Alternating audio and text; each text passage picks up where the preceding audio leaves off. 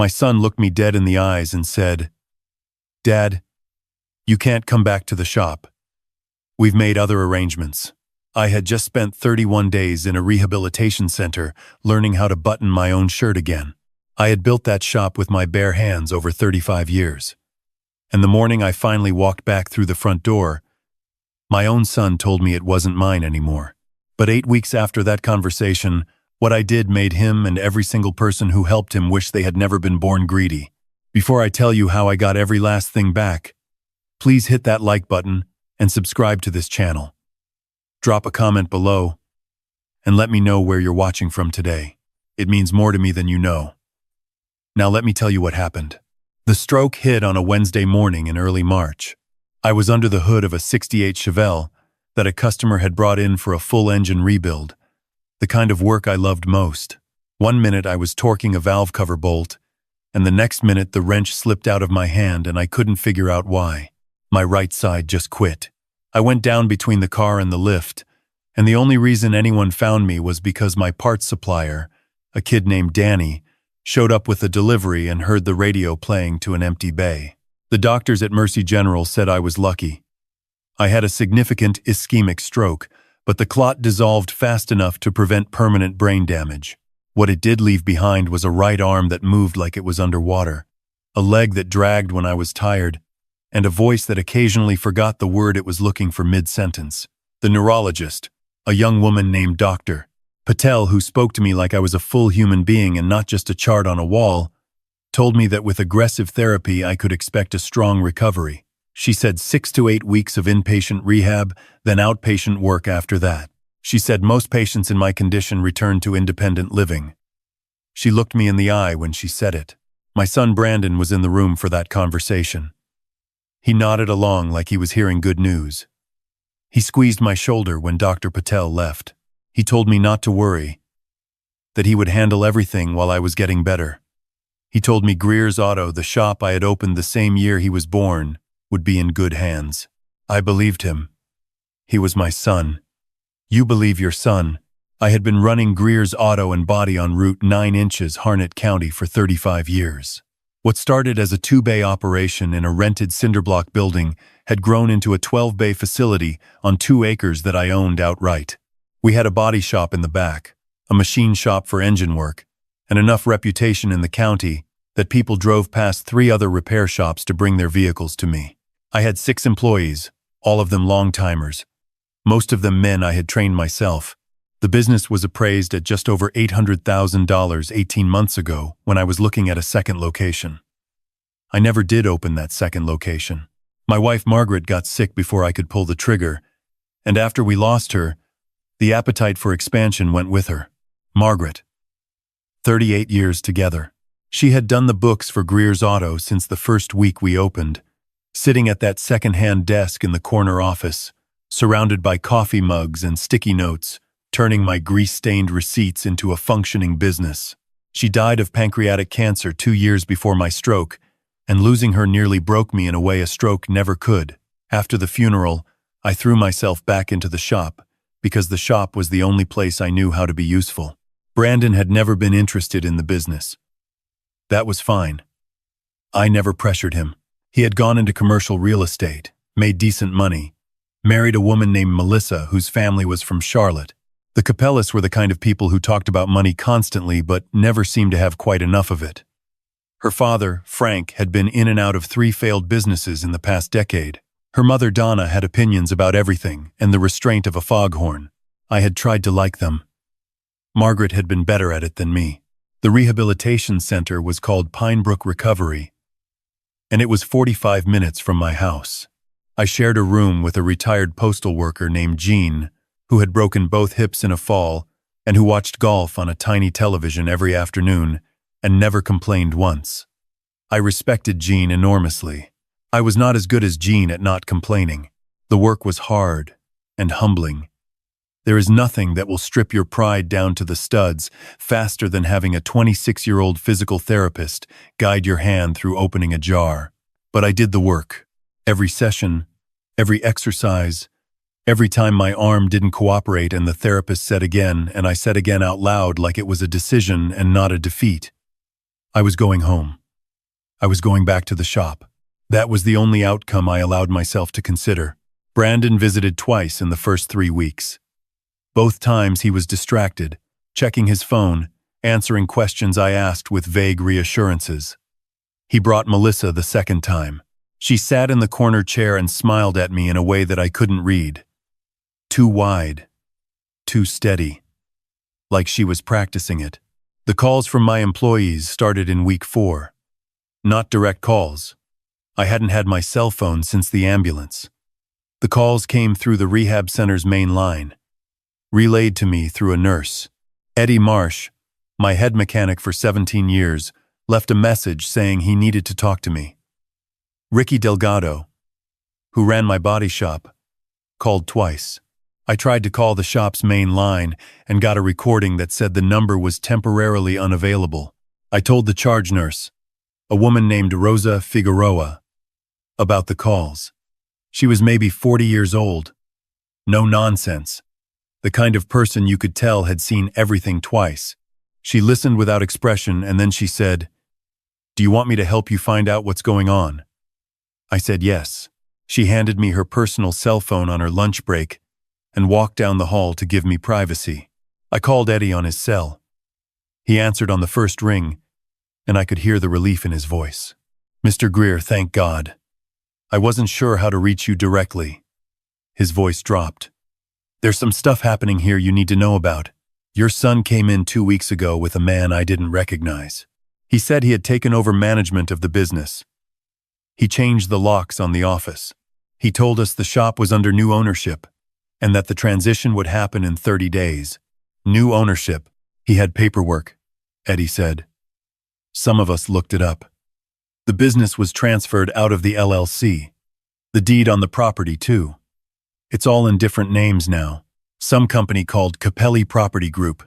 I sat there on the edge of my rehab bed, right hand clenched around that borrowed phone, and I felt something I hadn't felt since the morning Margaret stopped breathing. A total, free-fall silence inside my chest where something important used to be. "Eddie," I said slowly, "has anyone been doing the work? Are the bays running?" "Yes, sir. Frank Capelli's been coming in. He doesn't know what he's doing, Mr. Greer. He put the wrong oil in a customer's diesel last week. Ricky's been trying to cover for him, but it's getting bad." I thanked Eddie. I sat quietly for a moment. Then I called my house. An unfamiliar woman answered. She said, "Capelli residence," and hung up when I didn't respond fast enough. They had moved into my house. Rosa found me sitting in the hallway 20 minutes later. I don't know how long I had been there. She sat down in the chair beside me, which was not something the staff usually did, and she said, "Talk to me." I told her everything. All of it.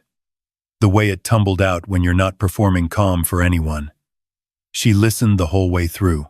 "My mother went through something like this," she said when I finished. Her voice was measured.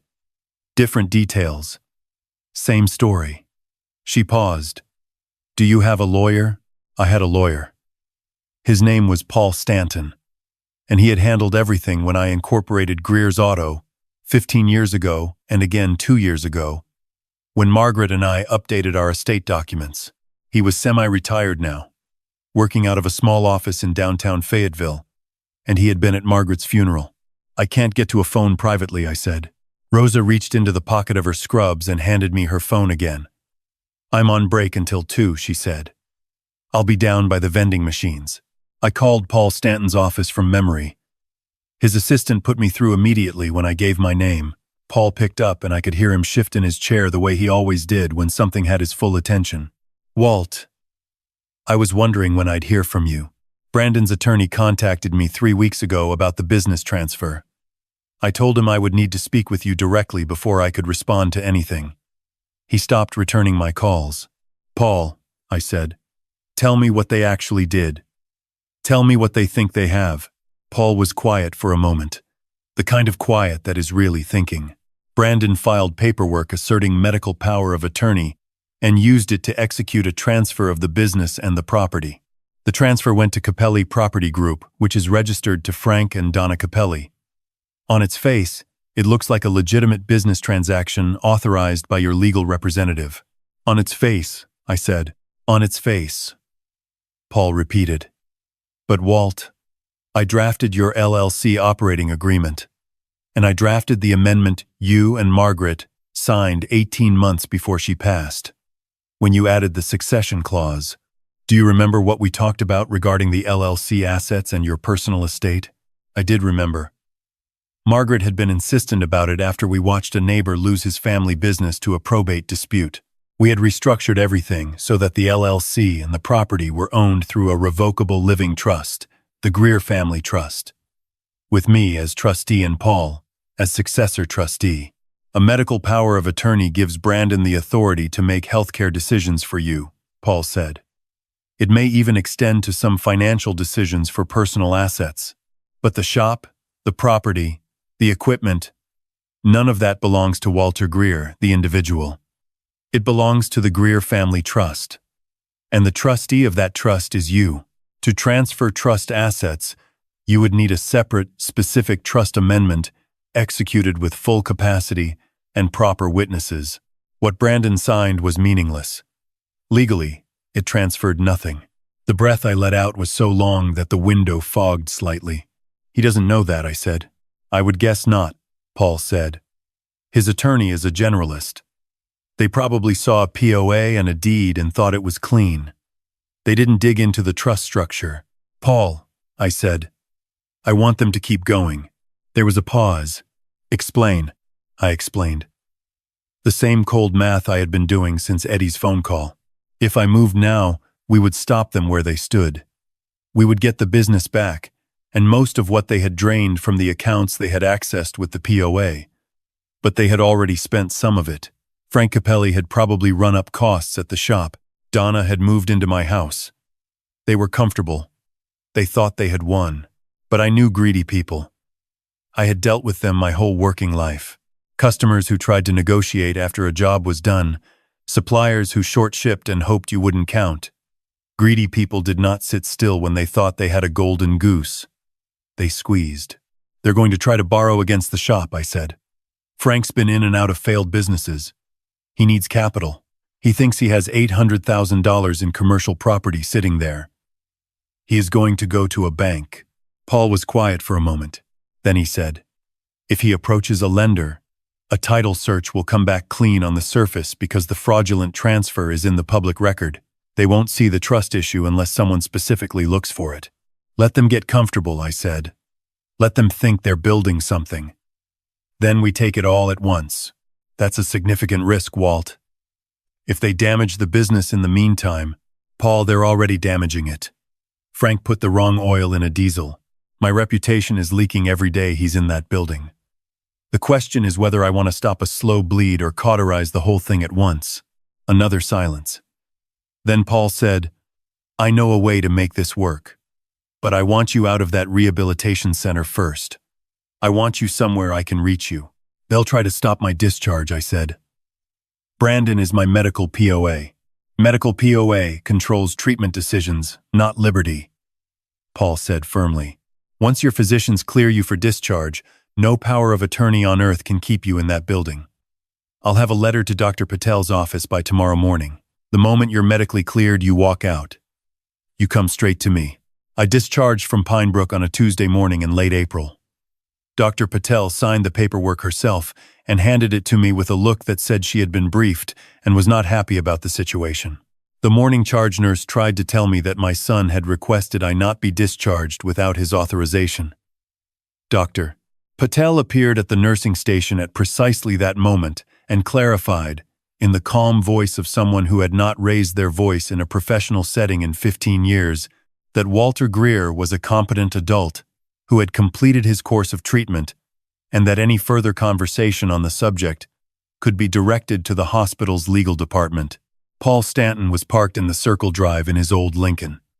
He got out when he saw me come through the doors, walked over, and shook my hand with both of his. You look better than I expected, he said. I've been working at it, I said. I stayed in Paul's guest room for the next 3 weeks. His wife Carol fed me more food than I had eaten in 2 months, and asked me about the shop every morning because she genuinely wanted to know. I did outpatient therapy at a clinic 4 blocks from their house. My right hand was getting its strength back. My leg still dragged when I was exhausted, but otherwise moved well enough that I had stopped thinking about it with every step. Paul tracked the Capellas through every legal channel available. Frank had done exactly what I predicted. He had approached 2 commercial lenders about a business line of credit against the Route 9 property. Both had ordered title searches. Both searches had come back technically clear the fraudulent deed was in the public record, and neither lender's title company had gone back far enough in the chain to find the trust documents. Frank was close to closing a $300,000 line of credit. He also discovered what they had done to my accounts. Using the financial power of attorney that Brandon had filed alongside the medical one, they had transferred $160,000 out of my personal checking and money market accounts. $20,000 of that had gone toward a vacation the Capellas took to Cabo. $40,000 had been used to pay off Melissa and Brandon's credit card debt. The rest had been bled into various expenses they classified as business maintenance. They had also sold Margaret's car, a 10-year-old Volvo that sat in the garage because I couldn't bring myself to get rid of it. They got $4,000 for it at auction. I found that out on a Wednesday afternoon, and I sat in Paul's driveway for a while by myself before going back inside. The moment we chose was a Saturday evening in June. Brandon and Melissa were hosting what their social media described as a business celebration dinner. A gathering of friends, family, and what I assumed were prospective investors or partners that Frank was courting. They had hired a caterer. They were using my shop's parking lot, strung up with lights, as the venue. My shop. My parking lot. The lot I had sealed and restriped myself every 3 years because I took pride in the place. Paul had everything filed and ready. We had criminal complaints prepared with the Harnett County Sheriff, elder financial abuse charges documented with the State Attorney General's office, and a civil suit filed in Superior Court to void the fraudulent transfer and recover damages. The civil attorneys Paul had brought in were not inexpensive. They were, however, very good. I wore the same charcoal blazer I had worn to Margaret's service because it was the best thing I owned, and because putting it on felt like carrying her with me. I had gotten a haircut the day before. I shaved that morning slowly and carefully, the way you do when something matters. Paul drove. 2 sheriff's deputies followed us in a marked unit. The Attorney General's investigator, a woman named Sheila Watts, who had the bearing of someone who had done this many times and never once doubted herself, rode with the deputies. The parking lot was full when we arrived. I could see the string lights from the road. I could hear music. There were maybe 40 people milling around rented high-top tables, holding drinks, dressed like they were celebrating something they had earned. I got out of the car and stood for a moment on the asphalt of my own parking lot and looked at my shop. The sign above the bay doors still said Greer's Auto and Body in the dark green letters I had put up 20 years ago. Frank hadn't changed the sign yet. Maybe he didn't know how much it cost to change a sign, or maybe he was planning to do it cheap. Either way, my name was still on the building, and that felt like something. I walked through the crowd. People parted without knowing why.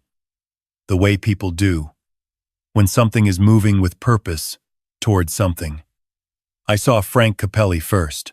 He was standing near a table of food with a glass of red wine, holding court with 2 men in blazers who had the look of commercial lenders or investors. Frank was heavier than I remembered, tanned from the Cabo trip, wearing a shirt that was 1 size too small and clearly new. He saw me from 10 feet away, and the color left his face like someone had pulled a drain. "Hello, Frank," I said. "Walt." He said my name the way you say a word when you're not sure it's real. "You? I didn't know you were. Discharged? Recovered? Standing in my parking lot?" I looked around at the party. Nice setup. That's my extension cord running those lights, by the way. I'd like it back. Brandon appeared from somewhere to my left. He had his father's jaw and his mother's eyes, and at that moment, he was wearing an expression I had never seen on his face before, something between terror and the particular shame of a person who has been caught doing the thing they always knew was wrong. "Dad." He moved toward me and I held up one hand. "Not yet," I said quietly. "Let me finish something first." I turned to face the gathering. 40 people in my parking lot under my lights. I raised my voice just enough to carry. I'm sorry to interrupt your evening. My name is Walter Greer. This is my shop. That's my name on the sign. I built this place 35 years ago with a second-hand lift and a set of tools my father left me, and I would like it back now. The music stopped. Someone must have cut it. The silence was sudden and complete. Sheila Watts stepped forward and introduced herself and her office in the brisk, factual way of someone reading from a prepared statement she has memorized. She described the charges: fraud, elder financial abuse, unauthorized transfer of trust assets, filing false public documents, conspiracy to commit same. Frank set down his wine glass very carefully, the way people do when their hands are starting to shake. I found Brandon in the crowd. He was standing very still. Melissa was beside him, with her hand over her mouth. I trusted you, I said to him. I wasn't performing it. It was just true. I was in a hospital bed learning to use my right hand again, and I trusted you. I told you to handle things. I didn't mean handle them into your in-laws' bank account. Dad, I was trying to. He stopped. Whatever the end of that sentence was, he couldn't get it out, probably because there was no version of it that held up. You were trying to get what you thought was coming to you before I was done needing it, I said. I understand the logic. I don't forgive it. But I understand it. The baby's due in September, Melissa said from beside him. Her voice was very small. We were scared about money. Frank convinced us it was Melissa, I said. I watched your father put the wrong oil in a customer's diesel truck. Do not tell me Frank Capelli convinced you of anything about running a business. The deputies moved in then, efficient and unhurried. Frank Capelli argued loudly and was handcuffed with the specific efficiency reserved for people who argue. Donna Capelli sat down in one of the rented chairs and began crying in a way that seemed more about convenience than remorse. Brandon was arrested without resistance. He stood very straight and didn't say anything, and didn't look at me as they put the cuffs on. Melissa was taken separately. I walked into my shop while all of that was happening. I needed a minute away from the lights and the voices. The bays were dark and smelled exactly the way they always smelled: oil and metal and the faint chemical bite of brake cleaner. I found the light switch by feel and turned on the overhead fluorescence and just stood there in the middle of the shop floor. There was a coffee mug on the workbench that had been there since Margaret died. She had bought it at a gas station in 1997, white ceramic, blue letters, embarrassingly cheerful. I had never moved it. I walked over and picked it up and held it for a moment. It was the most myself I had felt in 2 months. Eddie Marsh found me there about 10 minutes later. He had been at the party because Frank had told the employees attendance was mandatory. Eddie looked at me with the expression of a man who had been holding his breath for 30 days and was finally allowed to exhale. You look good, boss, he said. You kept the place running, I said. We tried. He glanced around the bay. Frank was going to sell the Snap-on boxes next week. Said they were redundant inventory. He doesn't know what Snap-on boxes are, I said. No, sir, he does not. I started outpatient therapy at the Harnett County Clinic 3 days after the arrests. The civil case moved quickly, once the fraudulent transfer was voided, and the trust documents were entered into the record. A judge granted an immediate injunction against any further transactions involving the shop or the property. The line of credit Frank had been trying to close never closed. The title company that had been preparing to issue insurance on the loan withdrew when the trust issue surfaced, and the lender walked away from the deal inside 48 hours. The criminal proceedings took longer, as they always do. Frank and Donna Capelli, who had been the primary beneficiaries of the financial transfers, were charged with elder financial abuse, conspiracy to commit fraud, and receiving stolen property. Frank's history of failed businesses and the fact that $60,000 of my money had moved directly into his personal accounts did not help his case. He accepted a plea to felony elder abuse and received 18 months in minimum security. Donna received probation and 300 hours of community service and an order to repay her portion of the transferred funds. Brandon and Melissa pleaded guilty to reduced charges, fraud, and misuse of power of attorney in exchange for cooperation. They received suspended sentences, 3 years of probation, mandatory financial restitution, and community service. Brandon had to surrender his real estate license pending a review board hearing. They sold their car and cashed out their retirement accounts to begin repayment. My house was returned. The Capellas had redecorated the living room in a style Margaret would have called trying too hard, and I would have called uncomfortable. I had someone come in and restore the room to something that felt like mine. The first night I slept there again, I lay in my own bed and listened to the house settle the way it always had, and felt the kind of exhaustion that is really relief. My employees got raises. All 6 of them. Eddie got the biggest because Eddie deserved it and had for years, and I had kept promising to address it when things settled down, which they never had until now. I also tracked down the 2 customers whose vehicles Frank had damaged through negligence and repaired those jobs at no charge with a personal apology. One of them, a retired teacher whose transmission had been mishandled, cried when I called her. She said she had trusted us for 15 years and was glad to know the real Greer's auto was back. I called Rosa Figueroa at Pinebrook Recovery on a Tuesday morning in July. I wanted to thank her directly, not just through the facility, and I wanted to tell her what had happened. She listened to the whole story and laughed at the parking lot moment with a genuine laugh, the kind you can't fake. I reported the admission to the state licensing board, she said. When a patient comes in under those circumstances, we're required to document it. I documented everything. I know, I said. Paul told me. Your documentation was part of what the AG used to build the elder abuse case. Is that right? She said. That's right. I paused. Rosa, you gave me your phone twice. The second time you didn't have to. She was quiet for a moment.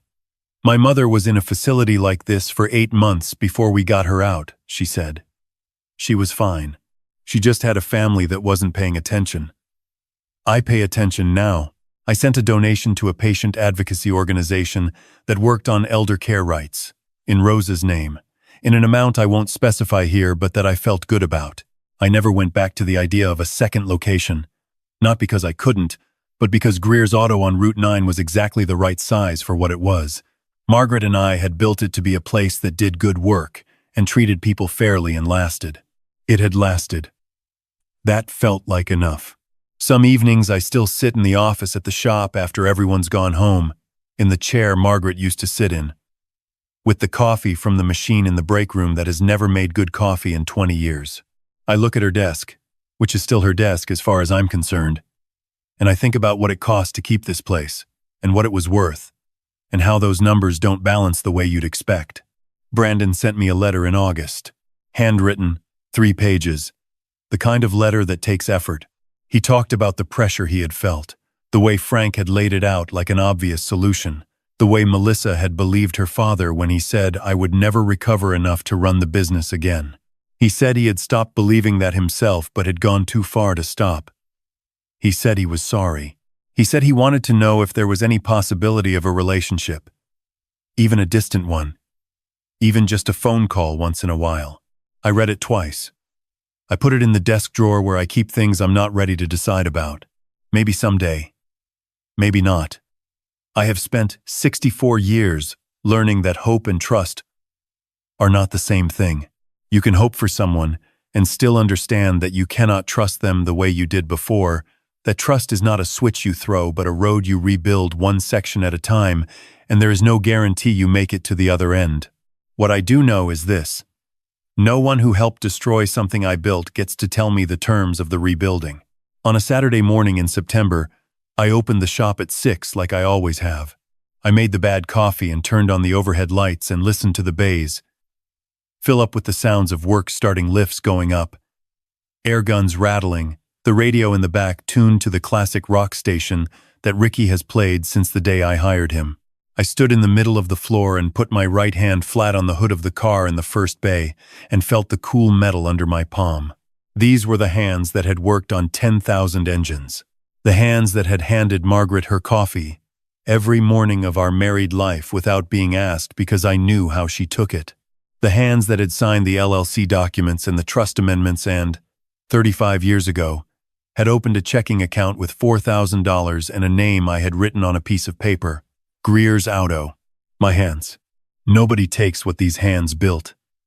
not without a fight they are not ready for.